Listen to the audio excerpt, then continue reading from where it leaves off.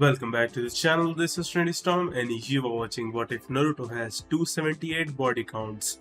If you enjoy this video, please like, share and subscribe to this channel. Not wasting no time, let's start the story. Chakra. Every living system known to the elemental nations is infused with an enigmatic energy. It is as wild as the sun and as natural as the air. Although no human can fully comprehend its workings, some people use it to accomplish amazing things that appear to defy the laws of the universe, such as teleporting, reality manipulation, healing otherwise fatal wounds, and spitting fireballs. Shinobi, also known as ninja, are a distinct group of people who learn to control and channel the chakra in their bodies from an early age. The strongest of these shinobi have banded together and established hidden villages, which are communities where they can develop their skills. The best ones are those that are associated with one of the 5 traditional elements: fire, water, earth, wind, and lightning.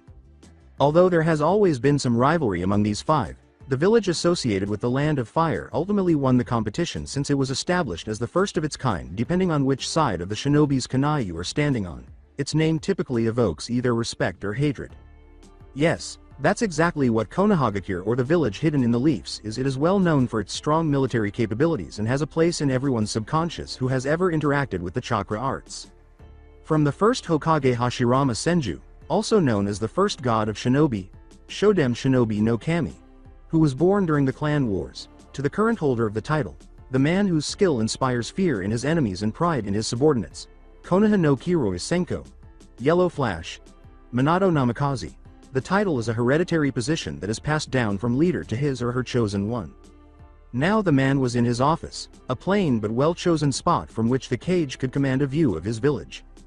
Given the amount of work, or, dare I say it, administration, paperwork, that a military base village could produce, the fact that his desk was comparatively tidy was evidence of the man's managerial prowess. Naturally, assigning the work to subordinates could backfire because it would make you less aware of the activities the village engaged in. Additionally, more disruptive individuals could steal the cheese because corruption is a given as long as there is power.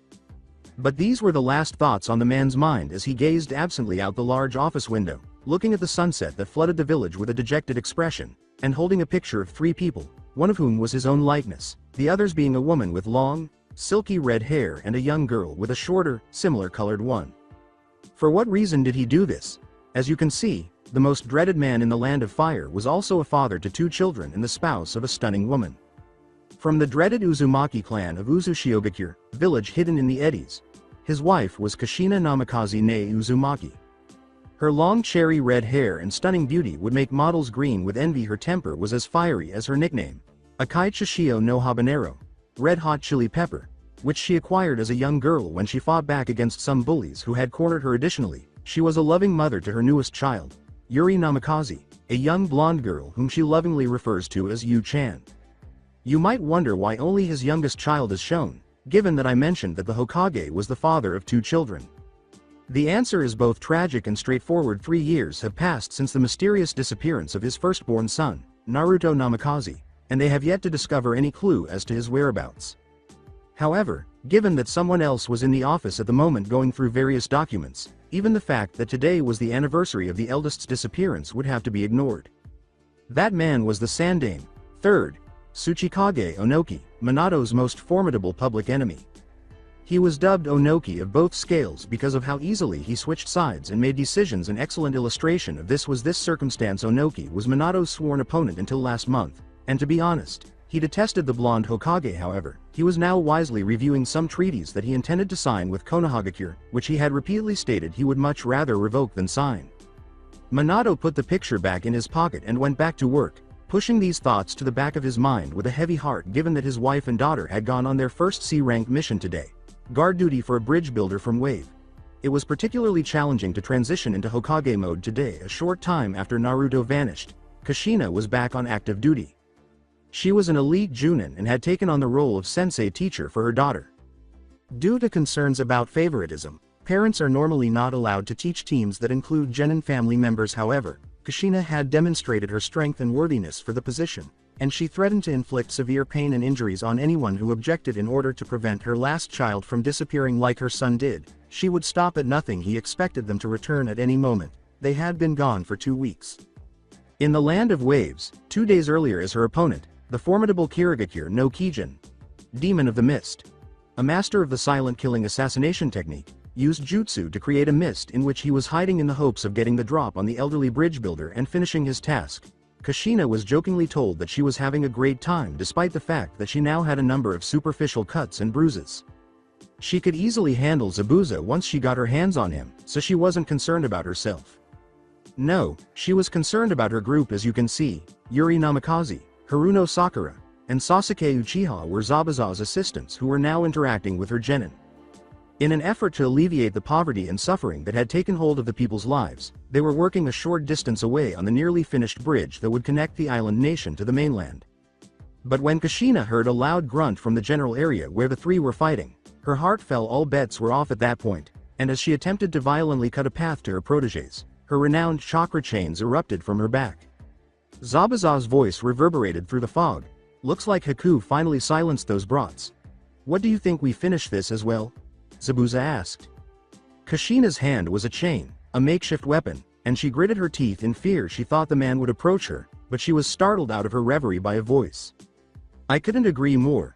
The apparent male newcomer yelled in the fog. A moment later, a fierce wind laden with chakras swept through the area, dispelling the fog. As it passed Kushina, the woman looked around and saw that Zabuza was actually 5 meters away, holding his sword with fatigue.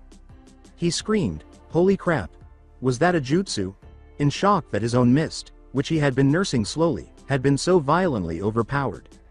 Nope, I just unleashed part of my power to blow away that annoying mist of yours, said the visitor. Kushina and Zabuza turned to face the voice. The woman's mouth opened, but her words became stuck in her throat, and her eyes widened.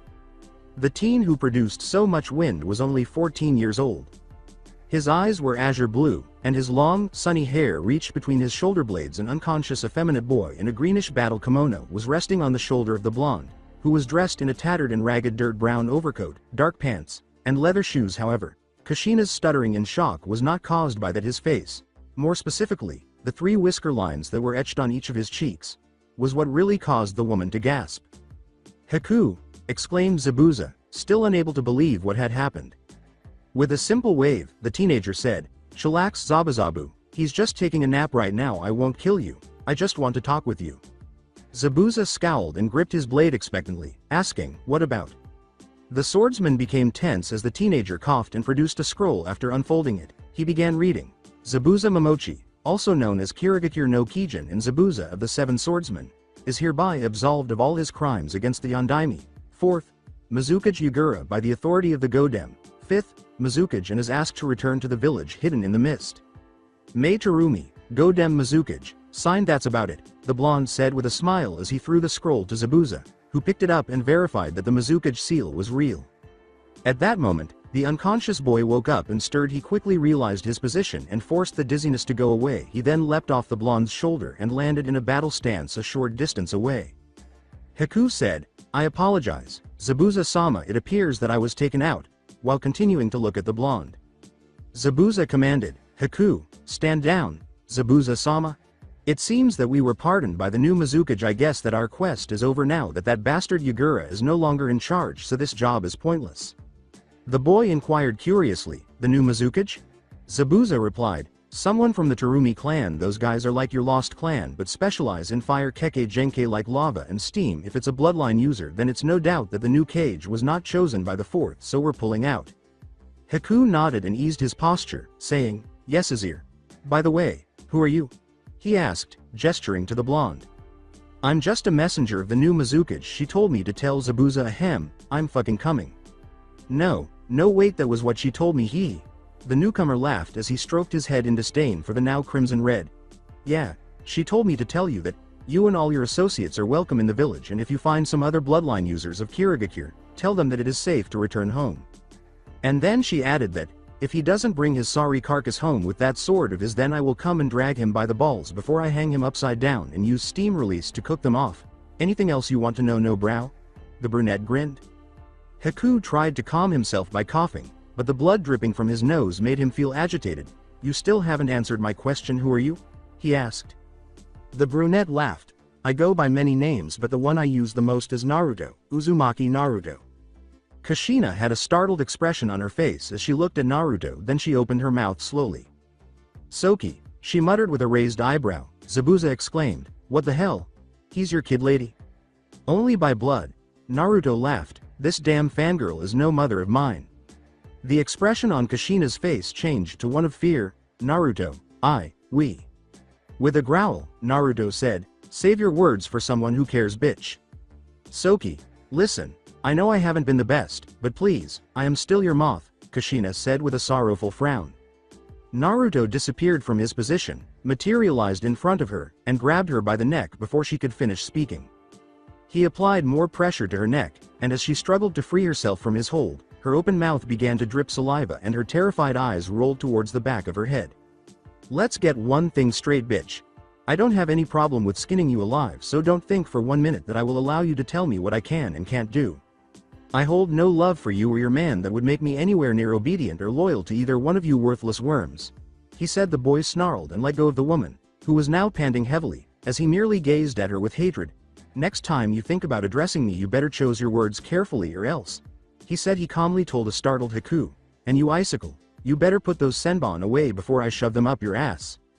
The shaky ice user exclaimed. How could you do that to her? She's your mother. After all, your own father was quite the bastard, wasn't he, when he tried to flat out murder you, Naruto said, turning to face the downed woman who was staring at him in fear. If you knew what this bitch has done to me in the past, you would most likely treat her the same way. Actually, you do have a clue as to how a parent shouldn't act, right, Haku Yuki-kun? He smirked at Haku's shocked expression. How do you know that? There is no way that you could know about how I killed my father when he tried to murder me. Grinned Naruto. No way, he couldn't be reading my mind now, could he? Crap, he is. How is he doing that?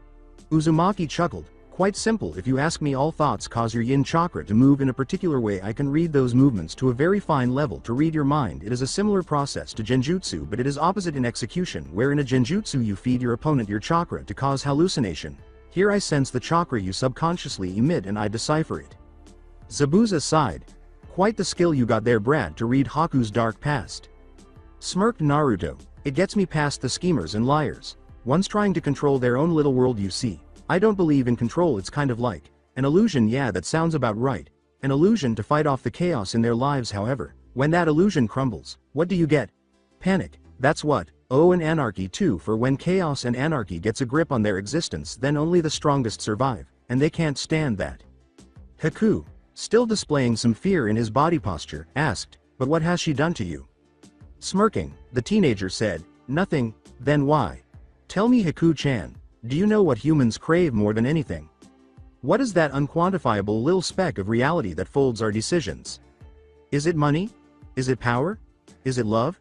The blonde teen asked with a creepy smile.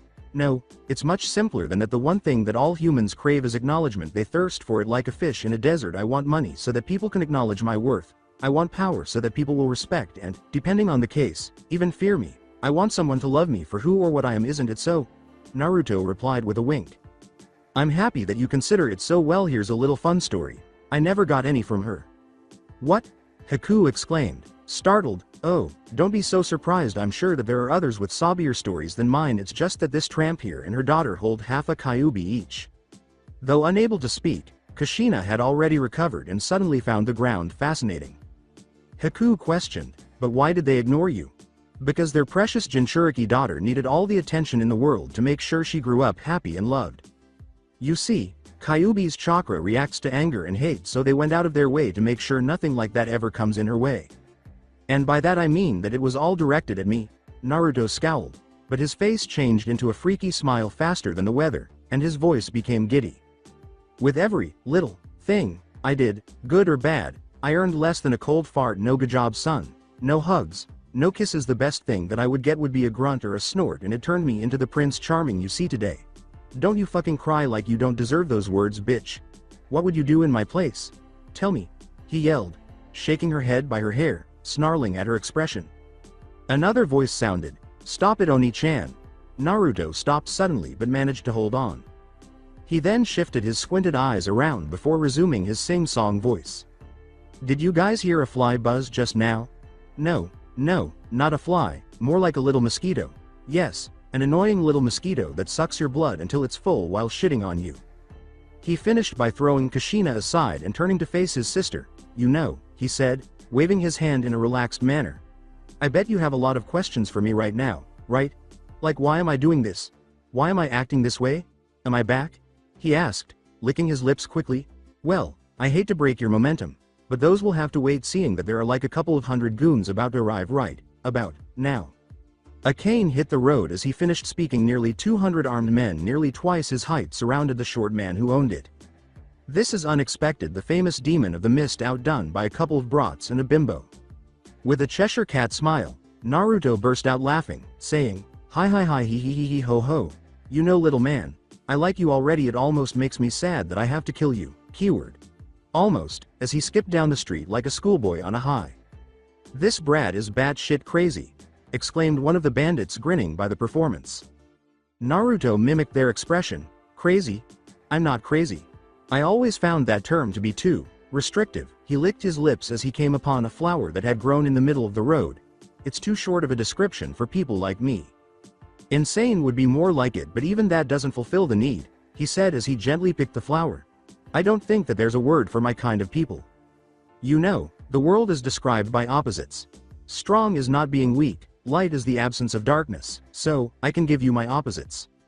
They're just like this flower here, so beautiful and proud so long as it has what it needs, like light, for example. Some people just love standing in the spotlight." Yet, he crushed the flower in his hand. "So delicate when things don't go according to plan, right, Gato? You are a flower yourself. No, you are not like them. You are a weed. You bleed out the flowers, running them dry of sap and nectar until they start to either wilt or grow thorns. You hatch plans to satiate your greed, and yet you never have enough. You know, I hate plans. Plans are the offspring of dreams, and dreams are easily crushed, trust me. I know. I'm guessing that you came to ice them and stop the construction of this bridge, right?" "That's right, brat. Now move along if you don't want to join them," said Gato with a menacing grin. Naruto scowled and crossed his hands, saying, "Now, that's a problem.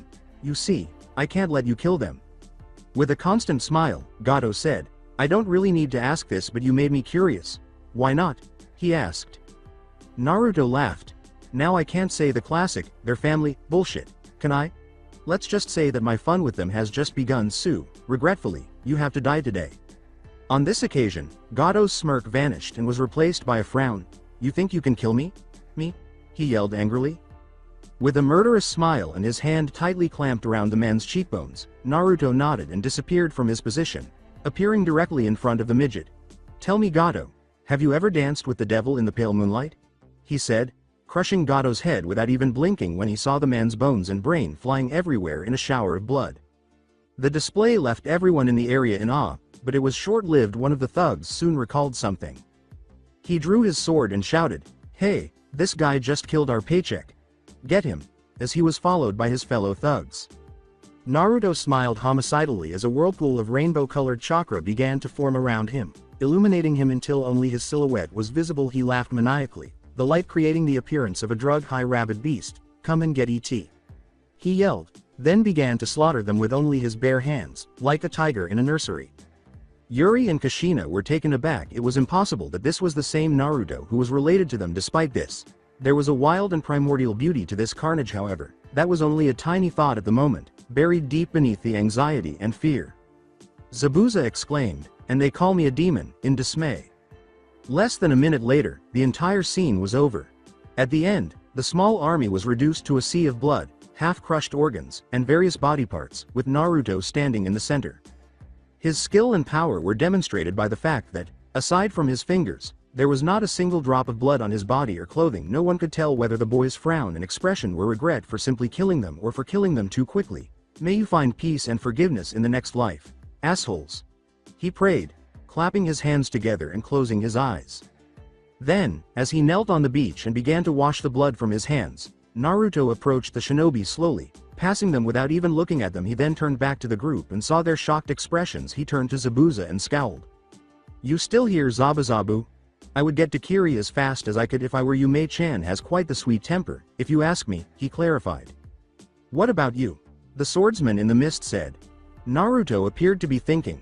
"Well, I think that I will return to Konoha. Haven't been there in a while now, so why not? It's not like I have something better to do ever since I clobbered Yagura's Bishonen ass and his three-assed pet." With wide eyes, Zabuza asked, "You defeated Yagura?" Naruto laughed. "The guy fell in one strike, although that turtle of his was a little bit more challenging, going out in three." Zabuza turned to face him and yelled, "Turtle, as in the Sanbi, 3 tails. You beat a Biju in 3 strikes? Naruto grumbled, don't look at me like that. I just wanted to have some fun with it. Mei-chan also scolded me for going easy on it. Zabuza yelled, easy on it? What do you mean by that? Well, I would have vaporized it out of existence if I went all out, and that would have been no fuin. Naruto grinned, resting his hands caressing the back of his head, wavering his hand dismissively. The blonde teenager said, anyway, if you want to know more, you will have to ask Mei-chan to tell you the details, since I am not retelling that boring tale. Zabuza was rendered mute, but before he could speak again, he heard someone say. That person grunted, what hit me? Which caused Naruto to grin. Naruto joked, only about 1,000 senbon, you okay butthead? He asked. Hey, don't talk about Sasuke-kun like that.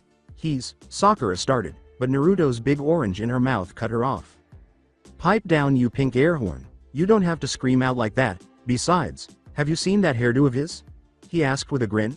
Sasuke, right? I think I met a duck on the way here and it told me to tell you that it wants its ass back. It's Sasuke. Uchiha Sasuke. Snarled Sasuke. Not denying that you robbed the duck? Naruto smiled. The Uchiha lost it after hearing this remark and charged at Naruto with a war cry, but he might as well have been motionless. Fast, said the blonde teenager who appeared directly in front of him, halfway between them, with a flick of his forehead infused with chakra. Sasuke sent the Sharingan wielder splashing into the ocean. Naruto burst out laughing uncontrollably. The Uchiha yelled, stop laughing, as Sasuke had just returned to shore. The blonde's laugh intensified as she said, oh come on, I thought ducks like water. With a growl, Sasuke stood up and asked, how did you do that? Did what? Inquired Naruto. How did you move so fast? Well, you can call it an advanced form of my bloodline, Naruto grinned. Your bloodline? Sasuke scowled. The brunette replied, yeah. My body is different from normal. All my cells are held together by natural chakra that I constantly absorb and emit into my surroundings. To move as fast as you saw me, I simply stop the chakra bonds between my cells and use the said chakra to propel them close to the speed of light and reassemble them at the target destination. It is not teleportation per se, but I can still travel 3 times around the world in a second, not to mention the lag that most humans have in their neural impulses, which by the way I don't, since my body uses chakra. I can clearly say that this method is superior in combat to anything in regards to speed. With wide eyes, Kushina listened to him say, but neither Minato-kun nor I have that kind of bloodline. Naruto grinned and nodded. It's not inherited. I created it using a seal the same day I disappeared from Konoha. When I was 10 years old, I used a seal that forcefully absorbs natural chakra into my body, but the strain was too much and my body disassembled and reappeared on the other side of the world. Truthfully, I never wanted to leave Konoha, well, not at that age anyway. After removing the orange from her mouth, Sakura asked, why did you want to absorb natural chakra? Naruto laughed out loud. Well, I was trying to create an artificial Biju inside my body, but it actually turned me into something close to a pseudo half Biju. But why did you try? Naruto grinned as he observed the dejected expression on his family's faces and nodded wisely. I tried because I thought I could get some form of recognition. You don't know how maddening it is to have people notice you less than the dust on the furniture, he said. My little sister was practically treated like royalty because she had something like that inside her, so I thought that maybe, just maybe, I could get a small piece of it if I became stronger than the thing she held. Boy, did that went well. He chuckled. Well, it wasn't what I wanted, but it was still good enough. I am now linked with nature as a whole. I have a super strong body and practically unlimited chakra, since basically the whole world is my chakra pool. You say you are from Konoha, just who are you? Sakura scowled.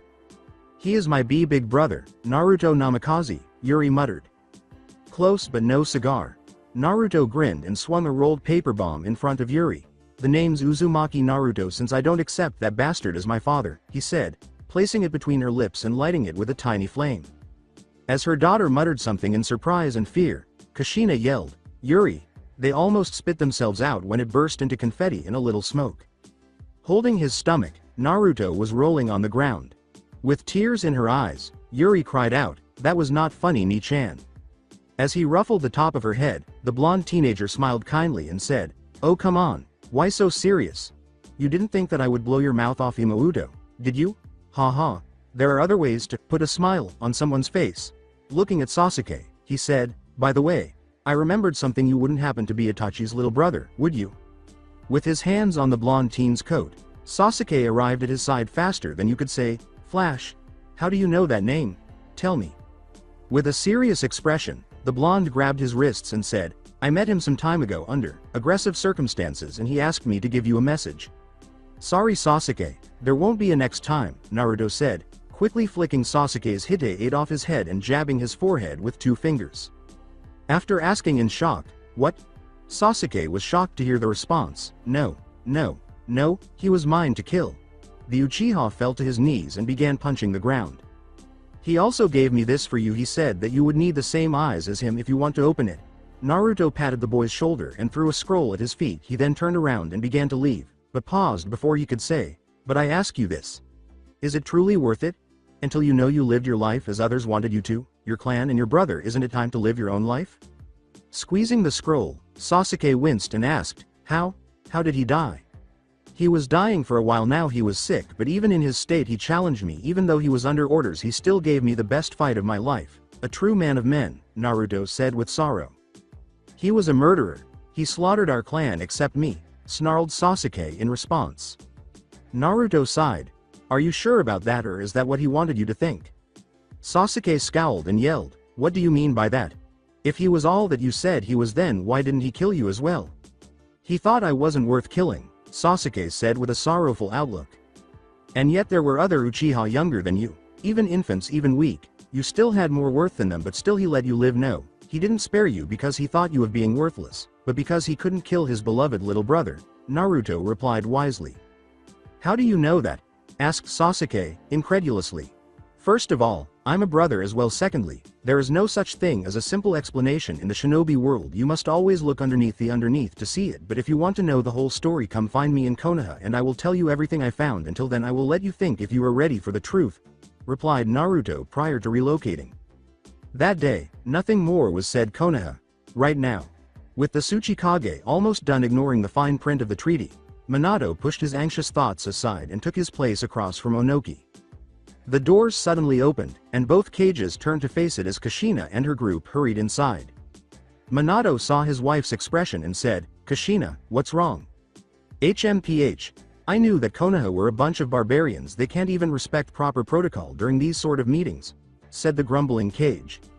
A voice that made Onoki shudder said, what's this? I would recognize that stuck-up old has-been's voice anywhere. When the cages heard it, they turned to confront a miniature Minato. Naruto flashed his Cheshire smile and said, wee, if it isn't the old flying midget, what's up, doc?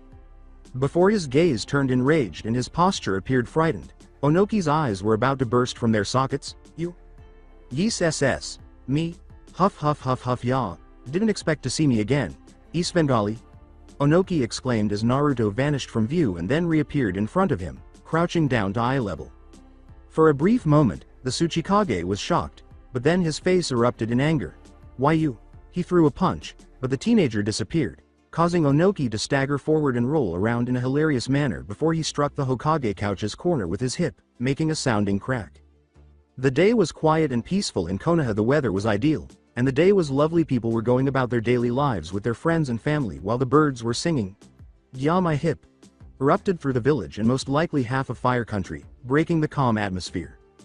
The elderly Iwa Cage, paralyzed on the floor with his hand gripping his hip, was the center of attention for everyone in the Hokage office before a certain whiskered blonde burst into a hysterical laugh.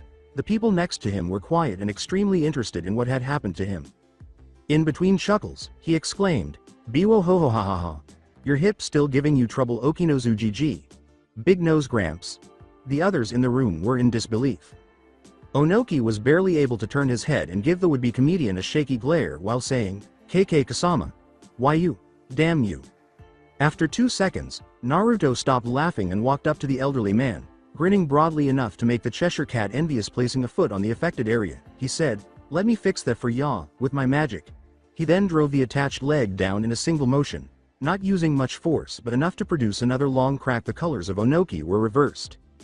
The residents of Konoha recovered from the shock of witnessing what most would describe as the mating howl of an enraged banshee and went back to their previous peaceful surroundings, that is, until a deeper, more intense howl of pain erupted in the air, causing the ground to tremble beneath their feet. Haigya. The windows of the Hokage office exploded in a dusty mist. 5 seconds later, Naruto was visible far above it and to the left, Near the cloud line he was flying, by the way blasted Onoki from a dusty office with a broken window and was hurtling toward the teenager like a heat-seeking missile. "There won't be an atom left of your body when I get my hands on you," was the Okinozu Gramps' war cry. In midair, Naruto was posing as though he was sitting, cross-legged, and using his fist and elbow on his knee to support his chin overall. His rendition of Michelangelo's Thinker was quite accurate, even though an approaching Onoki accelerated and charged a technique resembling a dust release cone. The old man shouted, "Gotcha now, brat." As Naruto looked at him boredly, the boy mimicked a pool dive and spun around like a drill before vanishing in a fictitious wabbit hole and reappearing in front of the Tsuchikage, flashing that Cheshire grin once more. Despite being taken aback, Onoki threw his arms up and exclaimed, "Take this." Dust release. But as he was yelling the technique's name, Naruto swung a hand, snatched up the dust release jutsu, and squeezed it while wishing the man a happy landing. This caused a massive explosion and a flash of light that sent the burned cage hurtling toward the ground. He was fortunate to be traveling to a training ground, or more precisely, to the sizable pond located there. Regretfully, he approached at such a sharp angle that, ironically, he skidded along the surface like a rock. He skidded to a stop on the grassy area only half a foot from Naruto's waiting spot, but that action still took the brunt of the impact. As the man attempted to tremble to a standing position but was unable to do so and was now only able to lie on his back, exhausted, the whiskered blonde smiled, "Had a nice dip trip." At that moment, Minato flashed the entire group that had been in the Hokage office before hell broke out, and a three-bladed kunai that was embedded in the ground close to them. A blonde sitting on a rock prodded a very irate-looking but hardly moving Onoki with a stick after they had taken a few moments to regain their bearings, and for Sasuke and Sakura to throw up because their bodies were not accustomed to this kind of motion. Minato exclaimed, "Naruto, is that really you?" With a raised eyebrow and a few faceplants, Naruto said, "What took ya so long? I think I broke him." Yuri made an Iruka-style big head while sweating. "Well, excuse us. We just had to convince the secretary and the shinobi who sensed the blast that it was not the start of the Fourth Shinobi World War," she said. Naruto adopted a solemn demeanor. Gently, he lifted his hand and put it behind his head. He began rubbing the area in question steadily before yelling the technique, "Whoops," and sticking out his tongue, causing everyone standing and present to leave deep facial impressions on the ground. Sasuke questioned, "Why in the world did Tsuchikage-sama chase you?" After a few tense moments, the whiskered blonde placed a finger under his chin and began tapping. His face brightened and his eyes widened before he shrugged and said, "Not sure." The audience fell flat once more. Lots of faceplants. This time, Kakashi, who had hurried to the office upon witnessing the explosion, used a large head jutsu to say, "What do you mean, not sure? You can't remember why a freaking cage would want to wipe you from existence?" They all drooped their shoulders when Naruto chirped, "Nope. Hey, I have people after me for a lot more reasons than the Aburame clan has insects. I'd like to see you remember everything." He yelled at them, his pupils going out of their eyes, as Naruto usually does when he is upset with someone he considers a friend, such as when he reprimanded Konohamaru for using the yaoi sexy jutsu. They all started to perspire. They all went giddy, like Rock Lee, when Naruto confessed, "Although it might have something to do with the fact that I beat him and 500 of his best shinobi into the ground without killing any of them without so much as breaking a sweat." Sasuke questioned, "You didn't remember something like that?" The blonde with the whiskers chirped as if it were commonplace, "Yup. Happens all the time." "Happens all the time?" said Kushina again. "Uh-huh. Like how I told you about when I had a run-in with Yagura Mizubisha Kage-chan. His full Shippokame form and 7,000 Kiri Nin. Even though I won the civil war for Mei-chan, I didn't even get a decent workout." Naruto sighed and raised his hand. "All right." The collective thought of the group. "But why were you in bad terms with the Tsuchikage in the first place?" replied Yuri. "He started it." Naruto pointed at a moaning Onoki, and his antics caused everyone to perspire. Like the rest of the group, Kakashi became curious and asked, "Okay, but why?" As if he were giving the weather report, Naruto threw his hands behind his head and looked up at the sky. Probably because I banged the living shit out of his granddaughter without the whole wedding bling thing," he said, but the old man, who was out of energy for anything else, interrupted him with a very demonic, dog-like growl. He responded with a deeper growl. "Hey, don't blame me. Is it my fault Kuro-chan has one superb body and a voracious libido to go with it?" Minato attempted to make sure his ears weren't deceiving him by asking, "So let me get this straight, Onoki-san here came after you with 500 ninja in tow because you had premarital sex with his granddaughter?" "Yup. That and the fact that I blew up a quarter of his surrounding mountainside that time when I sneezed during my fight with Deidara. But mostly the first, he must be angry at me because she couldn't walk straight for 5 days and missed their training meetings. Wild one, I tell you. One of the top 20. Actually, she is fighting for first place. He laughed as he explained everything. In pervert mode, Kakashi asked, top 20? How many did you know, until now? And received 2 extremely threatening glares in return, Yuri and Kushina. The blonde blushed as he talked to himself aloud. Dunno. Lost count at number 278, although Kuro-chan and Mei-chan are definitely number 1. Both of them. Hey, maybe we should have a threesome. Now that would be a rodeo, for emphasis. Sakura asked, Mei? As in Mei Terumi, the current Mizukage? Despite feeling as though she already knew the answer. Kakashi questioned, what the? You know, a cage? As he cupped his hands beneath his chest and bounced them slightly, the teenager explained, yup, and she can give Fangirl-san a run for her money in the looks department. She's even a redhead. Not to mention those DD knockers, who? Kakashi's navy blue mask turned suspiciously red and dark around his nose, and he fell to the ground. The group was now in a state of stupor. It was more so for the girls. On the one hand, their brother or son had the ability to level mountains with a single sneeze. In contrast, he was a well-known playboy. It would be an understatement to say that everyone, with the exception of Kakashi, was using their jaws to sweep the ground. At that moment, another person showed up at the training ground. It was Kurenai Yuhi and Asuma Sarutobi, a Junin couple. Kurenai bowed and said, Hokage-sama, we heard an explosion and saw that it came from your office. Are you alright? Minato soothed her by saying, yes Kurenai, it was just a minor incident. Naruto approached the 2 people he saw standing behind the group. When he saw Kurenai's figure, he yelled, okay, who is stealing my spotlight? Holy Venus. He hurried in front of her and bowed slightly before anyone could see.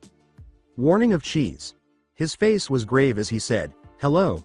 My name is Naruto, the Kanten Shin, Chaos God, and you're under arrest, before the woman. On what charges? She inquired, utterly believing the story and failing to seek clarification from the Hokage or his ID. He gave her a flirtatious smirk that made her blush deeply. Well, being this beautiful has to be a crime, he said. Thank you, she said, appearing a little apprehensive. Asuma almost bit through his newly lit cancer stick after receiving a tick mark instantly with some animosity. He questioned, do you always greet women like that, kid? With a frown, Naruto asked, was I talking to you, tobacco breath? Excuse me? Checkmark increased threefold?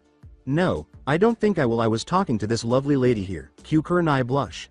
When you so rudely interrupted, now I suggest you retreat a little distance away, like say to Suna, since some of us actually don't want to get lung cancer, smoke a lot. Nani? Asuma asked with a tone that betrayed his anger. What? Nicotine got your hearing, or are my words too difficult for you to understand? In other words, I meant that, unless you want to join the dwarf that's resting on the lawn over there, make like a locomotive and roll away, or simply said, scram cigarette for brains, and take your stench with ya. The only smoke that I can stand right now is coming off this smokin' hot lady over here. He cautioned, but turned to Kurenai as he words. The woman was now as red as a tomato. The way this kid spoke seemed to hit all the right buttons, as if his aura reverberated with every flirtatious word. She wasn't sure why, as she usually dealt with perverts quickly. Her primal instincts as a woman were taking over. Onoki was shakily attempting to get off the ground by using a rock for support when she remembered what he had said and, along with Asuma, who also noticed that, looked in the direction he had indicated earlier. Both said, Tsuchikage-sama, what happened to you? Okinozujiji tried to rough and tumble with me, but after 2 minutes I guess old age got to him. That and his own keke taught a dust release technique exploding in his hands after I so gently squeezed it during its formation, increasing its power exponentially. Right, GG? He said as he glanced back at him. Right, GG? Naruto repeated the question, this time with greater authority and a slight flare of his chakra. Onoki nodded and felt a fear he hadn't experienced in a long time, which only made him shakily back away. After unwinding, Naruto turned to face the 2 newcomers and said, see? Are you typically rough and tumble towards cages? Kurenai inquired. No, with attractive women like you, I tend to be more rough than tumble, though I'll admit that the Mizukage falls into this category. I must admit that, despite my extensive travels, I have only encountered 10 or so women who could ever compete with you in that regard. With a foxy smile and a dapper voice, the blonde clarified. When this kid floored a cage without even breathing heavily, Asuma lost it and forgot all about it. Listen, brat, if you value your nuts, drop the cheesy pickup lines. Kurenai dislikes show-offs and skirt chasers. With a lazy, irritated expression, Naruto said, "So why are you still here?" The blonde's explanation was the final straw. "Actually, don't answer that because I don't really care, Smokey." He was on the verge of tearing Naruto a new one. If he could, oh poor misguided, testosterone-driven, delusional fool, he had forgotten the big-nosed midget. "Listen, child, I've had enough of you, if not. You irritate me." Before he felt it, that was the only thing he heard from the teenager. Asuma shuddered in fear because it was power, pure, raw, and unadulterated power, and it wasn't ki or anything he had ever experienced. As chakra began to condense around him, giving the appearance of solid armor, the blonde growled, "I was saving this up for Kakashi, but now you deserve it just as much." Everyone in the room, especially Kakashi, wondered what this technique was that required so much energy, and the scarecrow was undoubtedly terrified at the sight. After the blonde teenager blinked out of Asuma's line of sight, the man sensed an incomprehensible power coming from behind him. Naruto was beaming broadly, his teeth resembling those of a shark. A brief flashback. "Please teach me a method or anything at all, Kakashi-san." Naruto, who was 6 years old, pleaded with the scarecrow. When Naruto heard the Cyclops grunt, he glared and turned to face his sister, who was playing with his mother and father nearby. The Cyclops was exhausted and didn't want to deal with the child. Even though the aspects, which will be revealed later, had appealed to him telepathically, all he did was shrug. Kakashi didn't like the jealously filled look, and it wasn't like he played favorites among the kids, but he knew that stare and it always spelled, Dark Path Walker. Based on his experience, he then had an idea that would later spell doom for him, but he just didn't know it. Okay, just one technique and then you will leave me alone, got it?" He sighed once more. The blonde nodded, and light and hope filled his eyes. As he gathered chakra in his hands and made a tiger hand sign, Kakashi grinned and said, "Watch closely, for this is the ultimate taijutsu move in the world." The boy was observing him intently, not even daring to blink. "Its awesome name is..." Finish the flashback and start the split screen present flashback. Kakashi and Naruto both lowered their stances. Naruto Ryu, style, taijutsu ugi. Greatest, supreme taijutsu technique. Konoha Hiden. Secret, hidden, taijutsu ugi. Kakashi vanished from the boy's view and reappeared behind him, crouching with the hand sign still in place, as Naruto cocked his right leg back. Senin Garashi. Both sides of the screen yelled. Put an end to all flashbacks with blinding speed. Naruto launched his lower right leg forward, connecting the steel tip with the sphincter of the chain smoker, and all of his chakra gathered around it. He heard the boy's foot break the sound barrier just before the impact and felt his own feet leave the ground as perception returned to normal. Asuma perceived that he was in the air at a height that far exceeded the Hokage mountain and was on a perfect trajectory to fly through an open hospital window, which he did, but with a resounding crash as he landed. The next 3 seconds seemed to be in slow motion as his face twisted and disfigured unimaginably as pain shot up his nervous system along his bowels. Returning to the rest of the group with a bloodthirsty grin, Naruto placed his hand on his forehead to block the sun's rays. He shoots and he scores. The teenager celebrated by raising his arms in the air.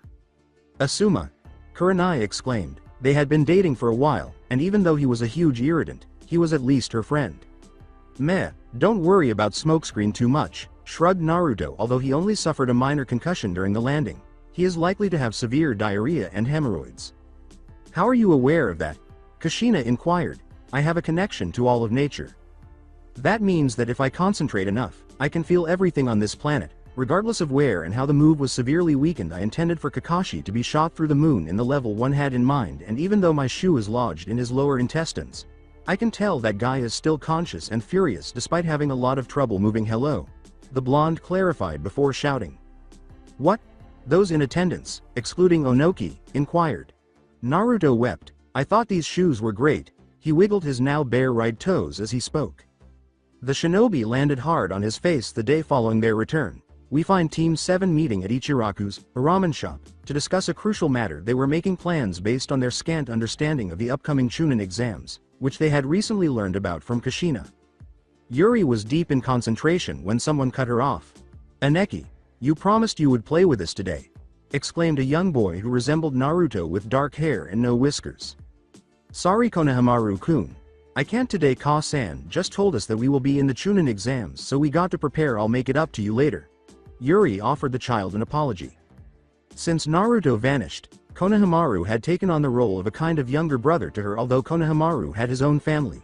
The Namikaze took it upon themselves to care for the boy as a surrogate family because he was the grandson of Hiruzen, the Sandaime Hokage, in an attempt to play with Yuri. Konohamaru and his two friends Udon and Moegi had now arrived. Sakura laughed. "Yuri, we're ninja, we can't keep playing around like this, and you don't have to apologize to him for something that's out of your control." Kono scowled and said, "Aneki, who's this washboard?" The boy pointed to Sakura's chest, causing Yuri to laugh quietly. She commanded, "Konohamaru-kun, run," and the boy fled upon seeing the angry fire surrounding Sakura. To ensure her younger brother's safety, Yuri made the decision to follow them. As he turned the corner into an alley, Maru was getting a fair amount of separation from the girl. He ran into someone there. "I won't describe the sand trio because you already know them. That hurt Gaki," exclaimed Kankuro, who held him up by the scarf as he attempted to flee. "Let go," Maru yelled repeatedly. The Suna teen grinned and said, "Ho, you're quite the energetic brat." Uncertain of how to assist the boy, Yuri silently observed the scene. After realizing the situation, Sakura composed herself and attempted to make amends by saying, "Please put him down, we were just fooling around." "These men are Konoha-genin, aren't they?" the puppet master thought. Tamari urged her brother, "Oi Kankuro, put him down before you get us in trouble, instead." "But I want to teach this brat a lesson in manners before you know who shows up," Kankuro laughed. "So, who is present here? If it's not the doll boy, Ningyo Shonen-chan," a giddy voice said, sending chills down the spines of both Suna shinobi. "Nice and firm, just like how I remember them, right my Sunaheim, Sand Princess," Tamari eeped, less than a second later as she felt someone caress her left breast and backside. Tamari swiftly pivoted on her heel, but before the rotation was complete, Naruto kissed her passionately and ferociously, much to the delight and shame of everyone else in the room save Konohamaru, who passed out from the sight of her bleeding nose. They finally parted after an eternity, Tamari looking flushed and Naruto grinning slyly, and Naruto-sama. "Hello to you too, Tamari-heim," the blonde boy said, his smirk turning into a smile. "Have you missed me?"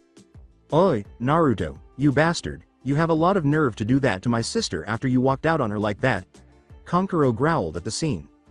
Naruto, for his part, just gave him a quick glance before chuckling, which quickly evolved into a strange laugh. "Oh ho."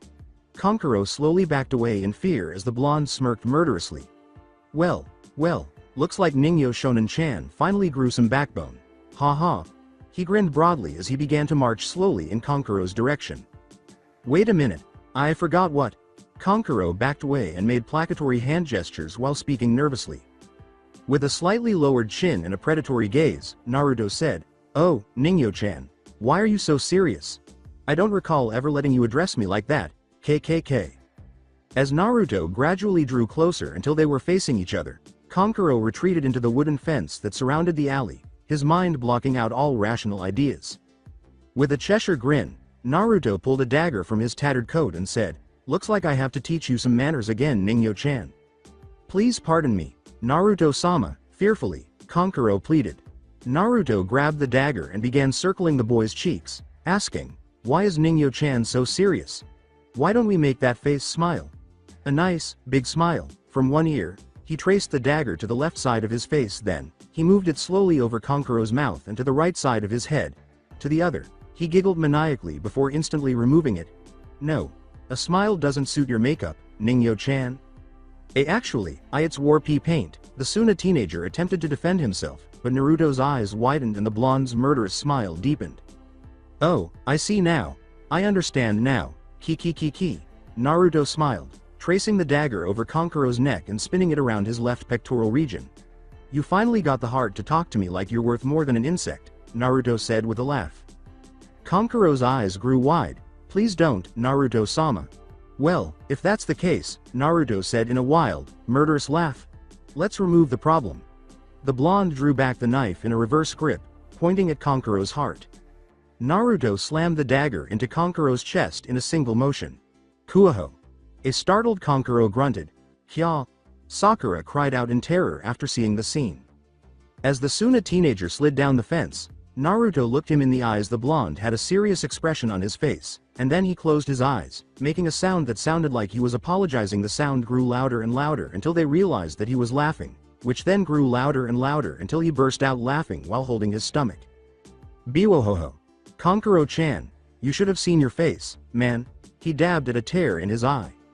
Konkuro's shock was relieved by his laughter, and the Suna shinobi started looking for the wound right away, only to discover that his clothing was completely undamaged.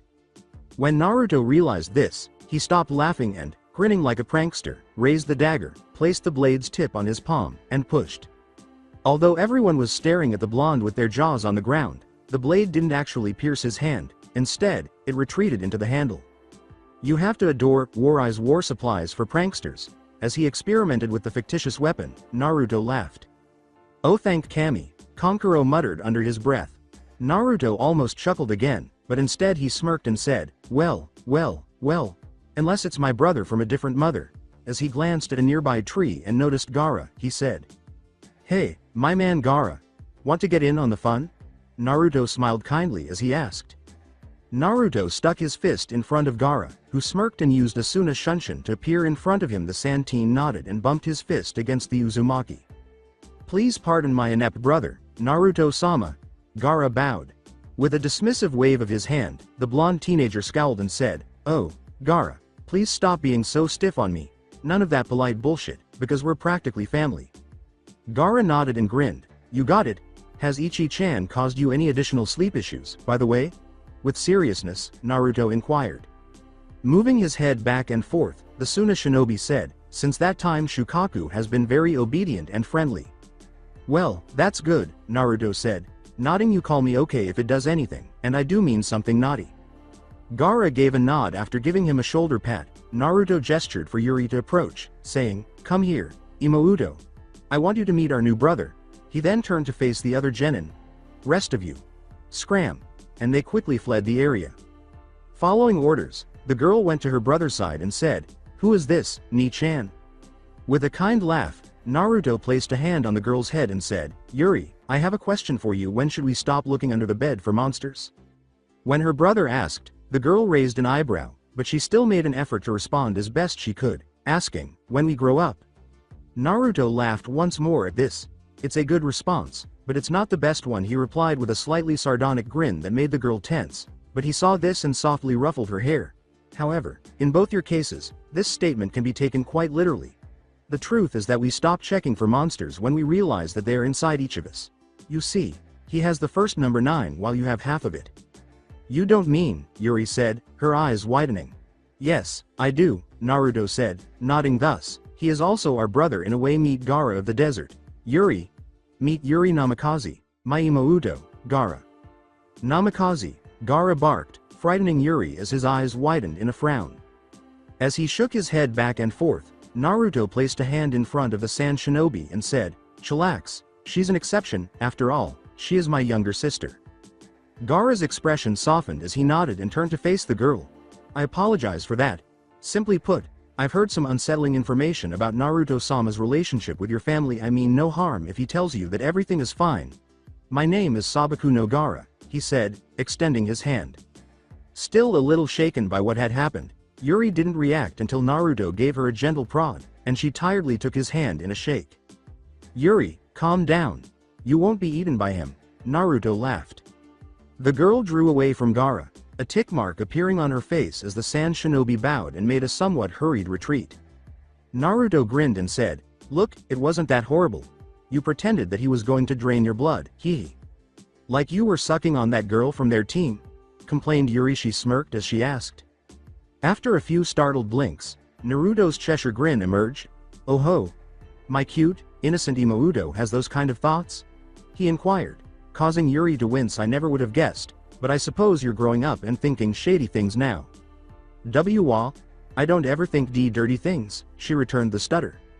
With a smile on his face, Naruto began to circle her. Oh really now? Indeed, it is indecent, she crossed her hands and humped.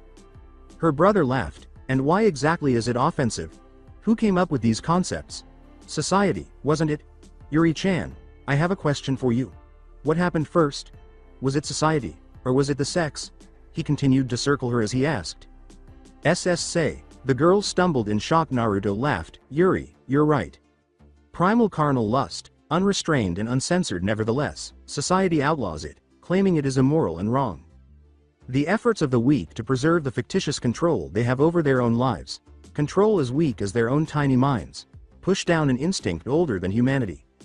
You see, they try to crush your very essence because they fear losing their hold on your personalities. This is incorrect. That's a bad thing to do. They attempt to make you reject your own reality and force you to accept theirs in order to prevent you from ruining your life with an unplanned child. Parents are afraid to lose control over you. However, how can a child, who represents love and hope, ruin your future? He ran his fingers softly through her hair and asked. The simple explanation is that most people are weak, pitiful beings. They need society's assistance because they can't discover their own value on their own, he said in a croaked voice, but his face was still smiling. The people who reach a position that society deems correct continue this cycle in an attempt to prevent chaos and anarchy because they are too weak to survive in such a world. As their bodies mature, their minds lag behind. Naruto said this while cupping her right cheek in his hand. You might wonder how this relates to lust and consummation. I'll go over that right now. You see, when you give in to your instincts and lose all sense, chaos is at its purest. A person's true nature will only be revealed in two situations. Just before they pass away and during intense, passionate, unrestrained fucking. FFF, Yuri stammered, startled and flushed. You will never feel so free, so unshackled as when you unleash yourself with another in the bed, Naruto said, pushing a strand of hair aside and beginning to stroke her cheek with the back of his hand. He looked directly into her shocked eyes as the poor girl started to pant lightly, her body trembling and her sacred place itching. That moment when all reason fails and you let go of yourself, when your sweaty bodies touch, the heat passing through every cell of your body, and that maddening yet sweet scent fills your mind as your partner begins discovering every secret of your flesh, he explained. Nothing is wilder than that sloppy, voracious kiss as the other person comes at you like a hungry predator and electricity courses through your body slowly starting from your chest, Naruto said, lightly running his hand along her neck and jawline. Nothing is wilder than that sloppy, voracious kiss as the other person comes at you like a hungry predator and electricity courses through your body slowly starting from your chest. He traced a finger between Yuri's breasts, down to your navel, and circled around the said body part, falling to your shaky legs, while pointing his finger towards the ground, and finally, he paused and grinned as he saw her pant harder. MNNFH. As Yuri began to lose control of her own body, she cutely tried to keep from moaning. She shuddered as the blonde firmly grasped the back of her neck and lightly squeezed it, asking, and yet, why do you fight it? That moment when your bodies connect is unimaginable. It feels like 1,000 high-rank jutsu are simultaneously activating inside of you. It is as violent as lightning and as natural as wind. Every movement sends an earthquake-like wave after wave of unadulterated, pure pleasure through your body. Ah! Yuri gasped as if a pulse had passed through her, in a tsunami of sparks and everything else just doesn't matter anymore. He kissed her forehead and she melted in his hands, her strength nowhere to be found. That moment you begin to feel your consciousness slipping. With each pulse your vision becoming wider and wider until, he whispered into her ear before speaking a little louder, it explodes. Holding his gasping sister from falling to the ground, Naruto laughed and said, well, it seems that my little bud has finally become a flower. He gave her a kind smile and asked, could it be, that was your first orgasm? Did you enjoy it? He asked with a kind laugh. Baka ni, she stammered as she let out gasps. Well, if you did, then maybe I could show you the real thing some other time, he said, laughing heartily. Are you also interested in that? Surprised, she exclaimed, but we're sister and brother. Naruto chuckled once more, saying, I would still be a virgin today if I had given a damn about those kinds of relationships and regulations. After I kick their ass, if society doesn't like it, it can kiss mine. The rules of this world are made by those with strength, whether through individualism or the use of numbers, and the world itself is my strength. In other words, I don't give a flying fuck if you were my mother, aunt, or daughter, and I don't care if you're my sister male and female. You are you and I am me. I will follow our own lives and instincts, which also tell me to take care of you, and I will crush anyone who tries to use us as puppets of the system. Consider that, he said to her as he picked her up in bridal attire and began walking in the direction of the Namikaze home. Would it be possible for us to teleport or something? Yuri muttered. Her brother laughed. Sorry, but my shunpo can't transport live beings since organisms can't handle the strain of breaking apart and then reassembling them. Then she pouted, but this is embarrassing. You shouldn't feel that way, Naruto laughed. I promise to keep you safe, both emotionally and physically. In other words, I will remove from the world anything or anyone that causes you even the slightest discomfort. However, I suppose we can move a bit more quickly if you truly want to hold on tight. And with that he vanished in a burst of pure speed, arriving in front of the Namikaze's house in less than 2 seconds. Last stop, everybody off. He made a joke and helped her stand up on her own. Yuri started to enter, albeit a little unsteadily. Go take a nap, change your underwear, and have a drink now. You'll feel somewhat better after doing it. She recoiled at his words and spun around, her face fixed in a flushed pout. Ero baka ni, he laughed kindly as she muttered. As guilty as charged. He made a fictitious bow.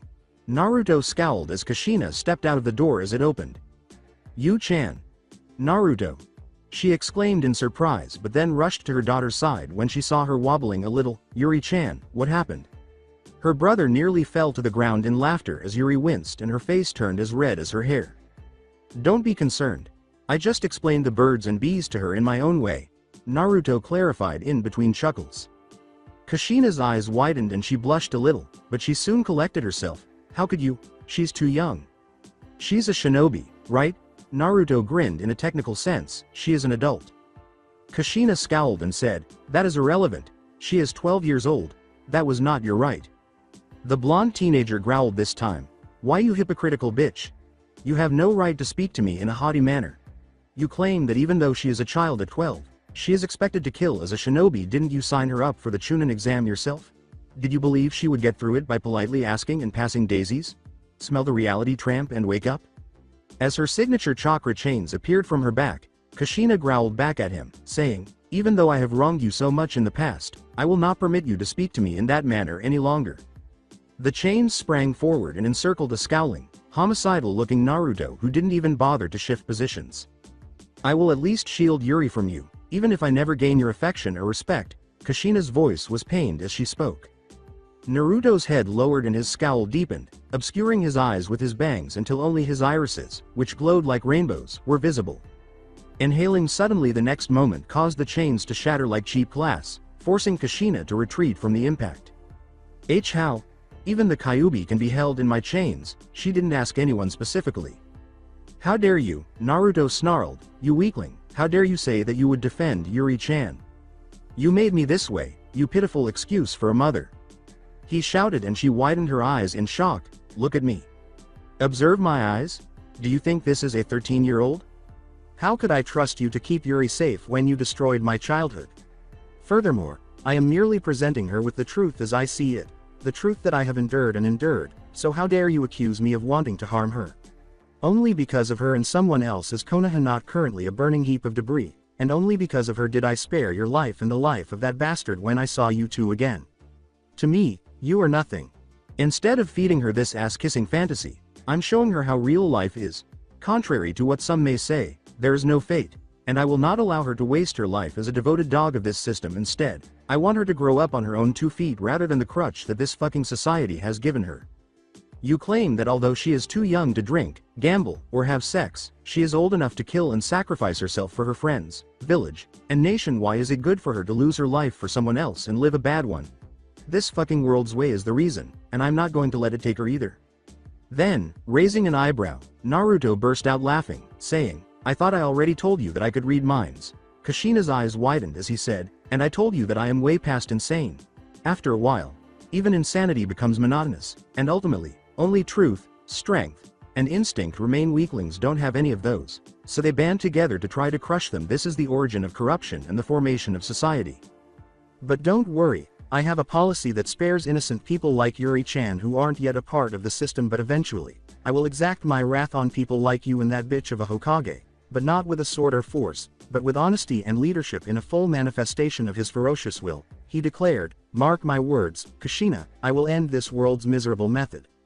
He disappeared into thin air after saying, Yuri-chan, take her back inside the house and let her think on it. The woman was left to cry at the full reality of her son's experience. When the door opened later that night and Minato entered his home, she discovered Kushina sitting melancholy on the couch with a bottle of sake on the table and her head in both hands. What is wrong, Kushidi-chan? With concern, he inquired. She gave him a sad look as tears welled up in her eyes. Minato, am I a bad mother? Why do you ask me that? The Kage said, sitting down beside his wife and massaging her back.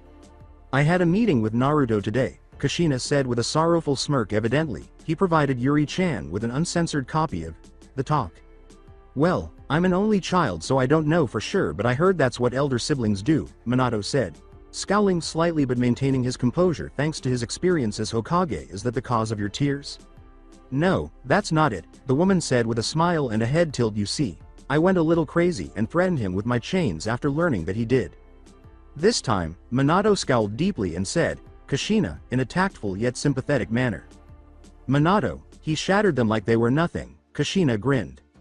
What? The astonished man inquired. Yes, and he really chewed me out after that. He claimed that we are unimportant to him and that Yuri is the only reason he spared our lives.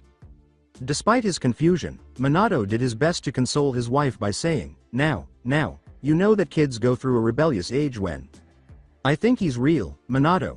When the Kyuubi inhaled, my chains, which could have held him, broke. I did as he instructed and looked into his eyes, and it startled me, Minato. Even though his eyes weren't those of a teenage boy, they were so strong that they almost overwhelmed me. The Kyuubi's presence seemed less than that of a mere forest fox. Because of it I did that to him, Minato. I couldn't provide a good childhood for my own son, so how can I say I'm a good mother to Yuri? How can I? She burst into tears. With a serious tone, Minato patted her back and said, Kushina, you're wrong. Minato, stop it. You are aware of the truth. She pounded her trembling fist against his chest. No, that was something I did, not you. I claimed that he possessed the Kyuubi, not you, but I sentenced him to that fate. But Minato, what? From the arch separating the living room from the hallway, a wide-eyed Yuri yelled. Minato answered startledly, Yuri, what's up with you? No, it can't be, her father said, but the girl was too shocked to pay attention.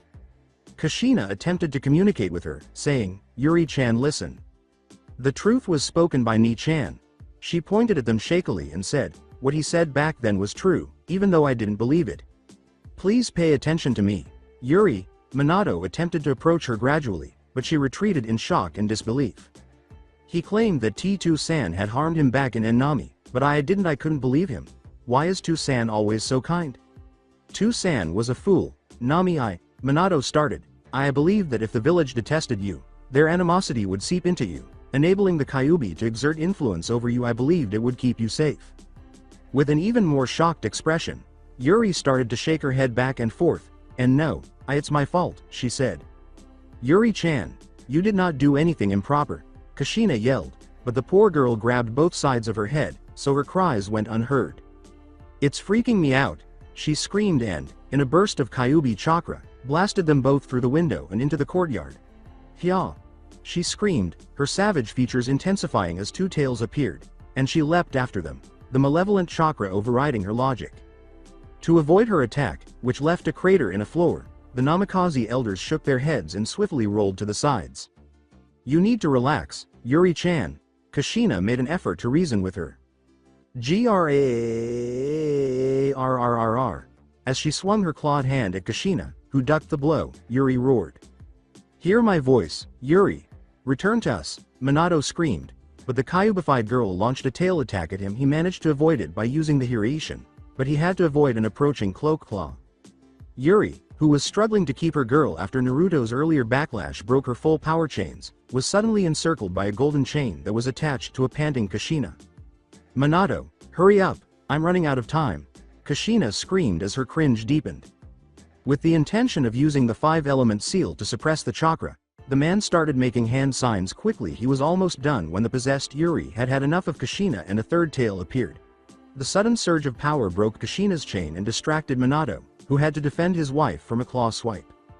But this time, he lost his balance due to his wife's added weight, and he took a portion of the blow that destroyed his cloak and sent them flying into a nearby tree. When Yuri saw her opportunity, she attacked the two with her cloak claws. They closed their eyes and waited for the impact, but it never materialized. They opened their eyes slowly to see a ragged brown coat affixed to the back of their deceased son, Naruto. While the possessed Yuri wriggled like an animal in a cage, the aforementioned boy held Kyuubi's claw by the wrist, as if it were nothing. Naruto, Minato muttered as he noticed that, despite still being his son, he was now at least as tall as he was and had a more mature build. On the other hand, Naruto had a furious expression on his face as he gazed at Yuri. When Kyuubi Yuri realized there was no way out of his hold, She took the next best action, and slowly little spheres of red and blue chakra started to form in front of her head before condensing into a white tennis ball-sized ball.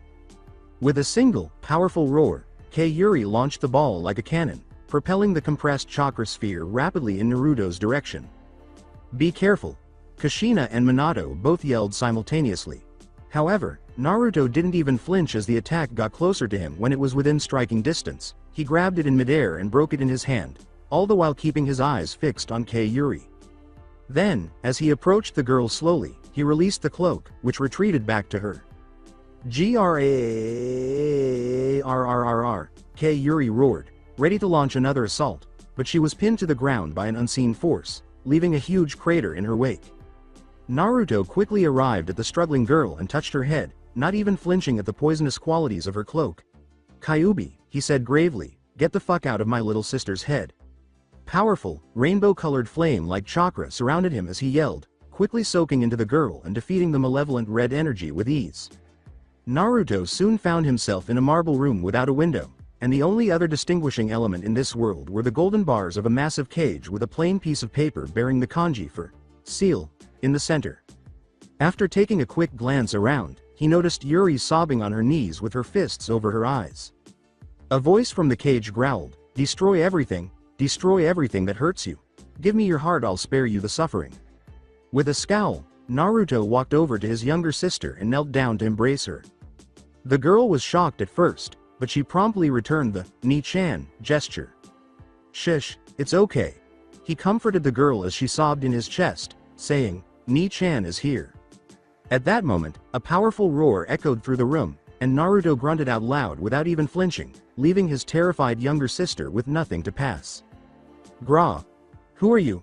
You have no right to enter my territory, leave that little weakling to me, and I'll make her strong." Kyuubi's entire face emerged from the shadows. The fox smiled, but when it saw how Naruto was frowning and staring at himself with unwavering resolve, its eyes widened. Naruto said impassively, "I have no quarrel with you, fox, so please do not interrupt us." Naturally, this infuriated the Kyuubi, who let out a loud growl before preparing to roar once more, but it was blasted back towards the opposite side of the cage by a bright explosion close to its chest. He smiled at her and said politely, "Imouto, please wait a little while I deal with this nuisance." Yuri gave him a wide-eyed stare before reluctantly nodding. Slowly, Naruto stood up and moved past the bars and toward the cage, which was directly in front of Kyuubi. Dull. Kyuubi tried to get up, but rainbow chakra erupted from the boy, encasing the fox and pinning it down. The fox began to laugh when it made contact, but that laughter was quickly replaced by shock as Naruto lifted the enormous appendage with one hand by a claw and, in one swift motion, twisted it around, bringing the mighty beast to the floor. Subsequently, Naruto approached Kyuubi's head, which was now resting on its side. "Who are you?" The fox snarled in alarm and fear. "What is your name?" Naruto asked, lowering himself slowly and placing his hands on his knees. "What?" the fox asked, startled. "Every other Biju person I've ever met has a name. Shukaku, Matabi, Isobu, Son Goku, Kakuo, Seiken, and Chomei are the names of the 7 that I have faced, and it's safe to assume that you have one too," Naruto asked gravely. "Besides, I don't think you are in a position to deny my question. I respect your strength, so I refuse to address you as a thing like all the other mind-fucked foolish humans." Kyuubi snarled, but this ninja's human words were as accurate as a straight arrow. He had a name and was unable to negotiate, and he didn't sense any weakness or deceit from him, which was a huge plus in its book. "Kurama," Kyuubi said grudgingly, "I'm glad to have met you, Kurama-san. Now for your query. I am the answer to this pitiful world system, and as I previously stated, I have no disagreement with you." He said this without emotion before his face turned into a face of retaliation. However, prior to all of that, I am Uzumaki Naruto, the older brother of this little girl, and I will not let you make her cry, he yelled, and the fox groaned as the aura around Kurama tightened. "I didn't hurt the brat," the uneasy Biju replied. "On the contrary, I only gave her the power to destroy all that makes her hurt." However, Naruto's aura tightened even more, and he scowled murderously at this response. Kurama moaned. "Kumarama-san, don't try to fool me. Even though I respect you, that doesn't mean I won't crush you like a fly. You haven't given her any authority. Instead, you attempted to give her pathetic, repulsive lies. She wasn't strong, but she was dangerous because of your alleged power. I'll only say this once, So listen carefully, Naruto said, and the aura formed a huge flaming hand that seized Kurama by the neck. Remain the fuck, keep away the head of my dear little sister, or else. The hand then flung the monstrous fox against a wall close by. Goodbye, Kurama-san. He said goodbye and went back to Yuri's side, who was now in awe of him. Before her, Naruto knelt on one knee and said, "Are you ready to leave, kiddo?" He inquired, but his eager sister glomped over him. "Sugoi, cool, awesome, Ni-chan has incredible strength." He laughed kindly as she bounced in his arms. He responded, "That's a big brother's job after all." Then, with a snap of his fingers, the world disappeared and they were back in reality. When they woke up, they were in the same position as when they had left the mindscape, smiling at one another, and then Yuri's eyes widened and her face turned as red as a tomato. At this, Naruto furrowed his brow and asked, "What's wrong?" Despite his adorable pout, Yuri remained in his arms and said, "And nothing's wrong, stupid arrow knee." Naruto put his head to her ear and whispered, "Yuri-chan, do consider the fact that basically, we are two pods of the same beanstalk, so you may have this condition in your blood as well," even though she mumbled or whispered the last part, which he heard clearly and brought back the Cheshire grin. "I would assume that you took our brief conversation earlier seriously based on the amount of blood in your face, but keep in mind this. I haven't lied to you about anything," he concluded by kissing her forehead once more, feeling her tremble in his hands before fainting. Their parents were right in front of him, so he walked slowly to Kushina and gave Yuri to her. The woman just nodded and said, "Thank you," and Naruto nodded back, but he never took his eyes off Yuri until she came inside. He laughed and lifted her up bridal style before turning to face her and frowning. Sighing, Naruto turned to head for the gate, but before the man could touch his shoulder, he turned around and grabbed Minato's wrist because he felt something that wasn't right. He uttered the words, "I don't remember ever giving you permission to touch me, you bastard," with a tone of cool, controlled rage. "Please don't do this, Naruto. Give us a chance, please," Minato pleaded, but when Naruto tightened his grip on his hand, he winced. "Remember this, Namikaze. Yuri-chan would have been devastated if you had died, which is why I only saved you. Now I don't care about your lives at all, especially yours, in order to ensure that I leave your village unscathed." Naruto threw his arm aside and continued to gaze at the man. When Minato looked into his eyes, they widened, but that wasn't the most startling thing that happened. What really shocked him was exactly what Kushina had said earlier. His eyes were filled with so much suffering and resolve that Minato felt lightheaded. He blinked once, and now he was in a world where it was impossible to tell where down or up was, and he was staring at a giant rainbow energy that looked at him with all the hatred in the world. The real Naruto was still staring at the man when he blinked once more and entered the real world. "I'm not going to apologize, son, please. Please place the blame on me, even though I know it could never even begin to describe your suffering. All your hate is welcome. Outdo me, hurt me, but pardon your mother, please." He knelt down and begged. Naruto merely sneered at this insignificant action. "No," the teenager replied. Minato winced and averted her gaze. Naruto went on, "All of my suffering would have been in vain if I had done it. You, your wife, and Yuri wouldn't learn anything if I did as you said," he said icily, turned around, and began to leave, but after 2 steps he stopped. "However, what you did just now, it's a decent start." He turned his head and gave the man a half-hearted smirk before leaving the property. So that's it for today. I hope you guys enjoyed it. Don't forget to like, share and subscribe to the channel for more awesome stories like this. Thank you. See you all in my next video.